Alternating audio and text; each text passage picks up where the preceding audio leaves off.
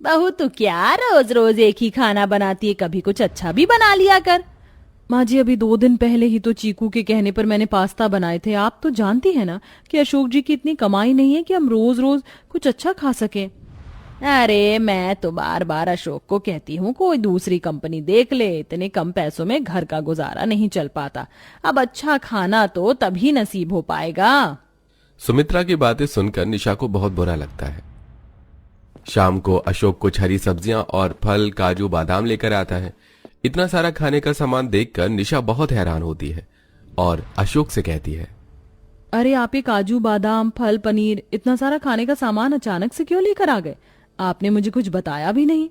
हाँ निशा, क्योंकि परसों बुआ जी और उनकी बेटी दामाद हमारे घर आ रहे हैं और बुआ ने मुझे फोन करके स्पेशली बोला है इन सब के लिए, क्योंकि उनके बेटी दामाद पहली बार हमारे घर आ रहे हैं।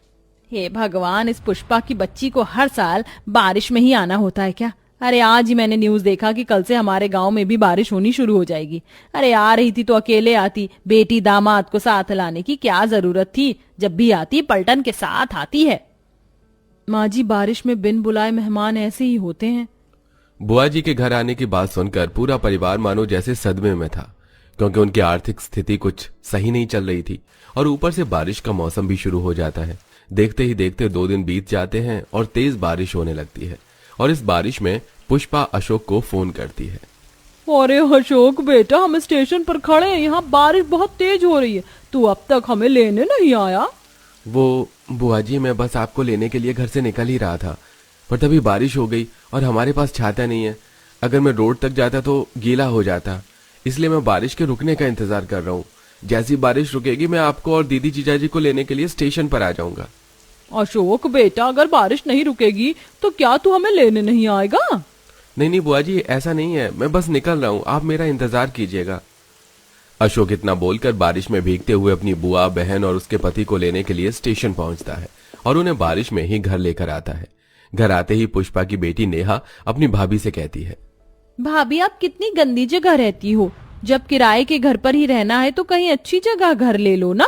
देखो मैं पूरी तरह से भीग गई और रोड पर भी इतना पानी था कि कुछ पूछो मत। वैसे निशा बहू, हमारा चीकू किधर है, नजर नहीं आ रहा। वो बुआ जी, चीकू के एग्जाम चल रहे हैं तो इसीलिए वह स्कूल गया है। बताओ भाई, बच्चे को बारिश में स्कूल छोड़कर आ गया और मैंने रेलवे स्टेशन आने के लिए कहा तो बारिश का बहाना देने लगा। क्यों अशोक, बुआ को घर बुलाने का मन नहीं होता क्या कभी? अरे पुष्पा, ऐसा नहीं है।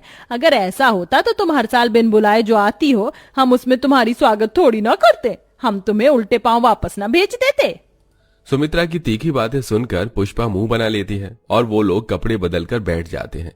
कुछ देर बाद निशा उनके लिए गरम गरम चाय पकौड़े बनाकर लाती है और पकौड़े खाते हुए नेहा का पति विनोद निशा से कहता है, अरे भाभी जी, पहली बार मैं अपनी बीवी और सास के साथ आपके घर पर आया हूँ और आप मुझे ये सस्ते से पकौड़े खिला रही हैं। अरे खिलाना ही है तो चाय समोसे खिलाइए, छोले भटूरे बनाइए। वैसे भी सुबह से मैंने कुछ नहीं खाया, पेट में चूहे दौड़ रहे हैं। हाँ हाँ, क्यों नहीं। आप चाय पकौड़े खाइए जब तक मैं समोसे और छोले भटूरे बनाने का इंतजाम करती हूँ। इतना बोलकर निशा अपने पति के पास जाती है और उसे घर आए मेहमानों की फरमाइश बताती है। अशोक जी, एक बार आपने अकाउंट में बैलेंस चेक कीजिए, क्योंकि आपकी दीदी और जीजा ने छोले भटूरे और समोसे की फरमाइश भेजी है। निशा अशोक से खाने की बात कर ही रही थी कि तभी वहां दिया चीकू को स्कूल से लेकर आती है और खाने का नाम सुनते ही चीकू जोर जोर से चिल्लाने लगता है, ये आज मेरी माँ समोसे और छोले भटूरे बनाएंगी, मैं तो बहुत सारे छोले भटूरे खाऊंगा। चीकू शांत हो जाओ। छोले भटूरे और समोसे सिर्फ घर आए मेहमानों के लिए हैं। तुम्हारे पापा के पास अभी इतने पैसे नहीं हैं कि वो सबके लिए बाहर की चीज ला सके। पर क्यों, हर साल घर में मेहमान आते हो, बारिश में आप उनके लिए दुकान से महंगी महंगी चीज लाकर खिलाते हो, पर मुझे कभी छूने भी नहीं देते। पर इस बार मैं भी समोसे और छोले भटूरे खाऊंगा। अशोक बड़ी मुश्किल से अपना घर चला पा रहा था और घर में बिना बुलाए मेहमान के आने के बाद उनकी फरमाइशें सुनकर अशोक और भी ज्यादा सोच में पड़ जाता है। ऊपर से चीकू भी जिद करने लगता है। पर जिस वजह से अशोक अपने दोस्तों से कुछ पैसे उधार लेकर अपने घर आए मेहमानों का स्वागत करता है और इसी तरह से 1 हफ्ता बीत जाता है और 1 हफ्ते बाद, अरे साले साहब, कैसा घर किराए पर लिया है? सारी रात तुम्हारे घर की छत टपकती रहती है, मैं सही से सो भी नहीं पाया। जीजा जी, इतनी छत तो टपकती रहती है, बारिश ज्यादा हो रही है ना, अगर बारिश कम हो जाएगी तो छत टपकना भी बंद हो जाएगा। कुछ भी चीज अपने आप ठीक नहीं होती, इसीलिए कंजूसी छोड़ो और आप भी अभी किसी मिस्त्री को बुलाओ और घर की छत ठीक करवाओ। हम पूरी रात सो नहीं पाए हैं और अभी तो हमें यहाँ 10 दिन और रुकना है। अगर इसी तरह से बारिश होती रही और घर की छत टपकती रही तो लग रहा है हम सो भी नहीं पाएंगे। नेहा बेटी, अगर तुम्हें इस बारिश में हमारे घर में इतनी ही दिक्कत हो रही है तो तुम अपने घर चली जाओ। मुझे ऐसा क्यों लगता है मामी जी कि आपको मेरा आना पसंद नहीं आया? बोलने में बिल्कुल अपनी माँ पर गई हो। अरे आप दोनों बहस करना बंद कीजिए।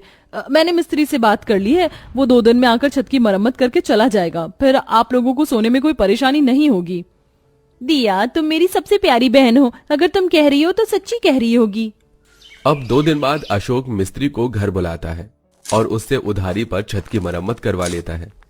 हो गई घर की मरम्मत, अब तो पार्टी बनती है। अच्छा वैसे आज नाश्ते में क्या मिल रहा है हमें? मैंने चाय पराठे बना दिए, आप सब फ्रेश हो जाओ।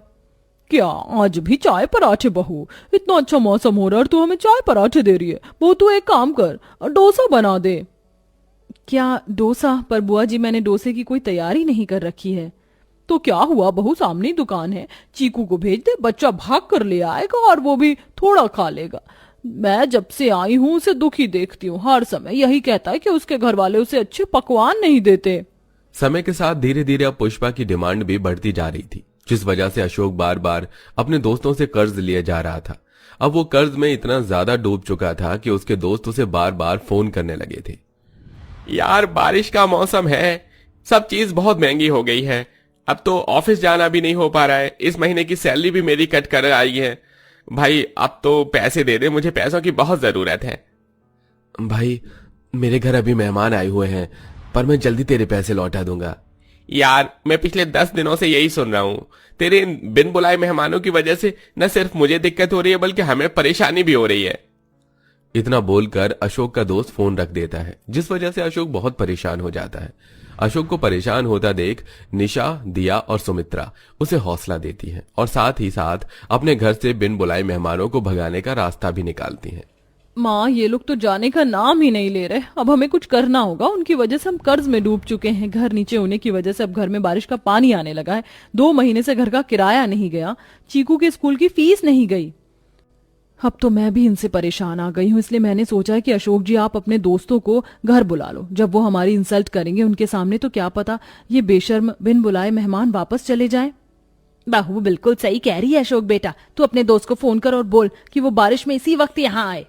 सुमित्रा, दिया, निशा अब अपने घर से मेहमानों को भगाने के लिए जानबूझकर अपने कर्जदारों को घर बुलाती हैं और वो लोग एक एक करके अशोक के घर आते हैं और उससे अपने पैसे मांगने का नाटक करते हैं। जिसके बाद सुमित्रा पुष्पा से कहती है, पुष्पा तुम तो जानती हो कि हम कितने गरीब हैं, पर तुम्हारी तो बात ही अलग है। बुरा ना मानो, अगर तुम मुझे 10,000 रुपए दे दोगी तो हम अपने घर आ रहे कर्जदारों को आने से रोक देंगे। देखो मैं वादा करती हूँ तुमसे, मैं जल्द से जल्द तुम्हारे पैसे तुम्हें वापस कर दूंगी। भाभी आपको पहले बताना चाहिए था कि आपके पास पैसे नहीं है या आपको पैसों की जरूरत है। आज शाम को तो हम लोग अपने घर जा रहे हैं, बारिश बहुत ज्यादा है, कहीं हमारे घर में भी पानी ना भर गया हो। और रही पैसे की बात, तो आप तो जानती हो ना, एक शहर से दूसरे शहर में आने जाने में कितना खर्चा होता है। मेरे पास तो 1,000 रुपए भी नहीं है अब। हाँ मामी, माँ सच कह रही है। माँ अब तुम इधर खड़ी क्यों हो, जल्दी से सामान पैक करो ना, हमें जाने के लिए लेट हो रहा है। इस तरह पुष्पा अपनी बेटी दामाद के साथ बारिश में ही घर से निकल जाती है और घर से मेहमानों के जाने के बाद अशोक और उसका पूरा परिवार राहत की सांस लेता है और अगली सैलरी आते ही धीरे धीरे अशोक अपने कर्ज चुकाने लगता है। वैसे दोस्तों, क्या आपके घर पर भी बिना बुलाए मेहमान आए हैं? उस वक्त आप क्या कर रहे थे? कमेंट में जरूर बताइएगा।